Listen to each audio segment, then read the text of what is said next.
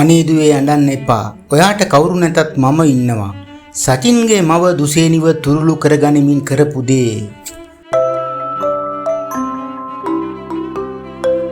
ජනප්‍රිය රංගන ශිල්පිනී දුසේනි විවුරංගී මායාවී ටෙලිනාට්‍යයෙන් ඉවත් කිරීමෙන් පසුව ඇය තවමත් කිසිදු නාට්‍යයක රූගත කිරීමක් සඳහා සහභාගී වී නොමැති බවටයි පැවසෙන්නේ.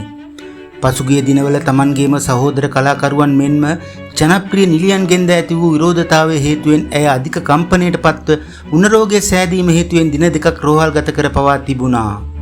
සචින් සමග තනිවම මහල් නිවාසයක ලිවින් ටුගෙදර් ජීවිතයක් ගත කරන ඇය මේ වන විට සිටින්නේ සචින්ගේ මවගේ නිවසේයි. එයට හේතුව ලෙස ඇය අසනීප වීම නිසා රෝහලින් පිට වූයේ සචින්ගේ මවත් සමග ඇයගේ නිවසටයි.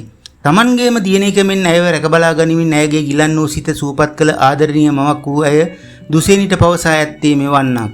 පලා ඇති රුකටනේ පුතේ මිනිස්සු ගල් ගහන්නේ. ඔයාලා තව ජීවිතේ පටන් ගත්ත විතරයි. මේ වගේ දේවල් අපේ ජීවිතවල ඉදිරි ගමනට ලොකු ආශිර්වාදයක් කියලා හිතන්න. සචින් පුතාට ගැළපෙන ආදරේ එයාට ලැබුණා. ඔයාලා දෙන්නව මුළු ලෝකයක් දාලා ගියත් ඔයාලගේ පවුල දාලා යන්නේ නැහනේ. මිනිස්සු කියන දේවල් නෙවෙයි ඔයාලා හොඳයි කියලා හිතන දේ හරි දේ කරන්න. එතකොට කවදාවත් වරදින්නේ නැහැ යනුවෙන් ඇය පවසා තිබෙනවා.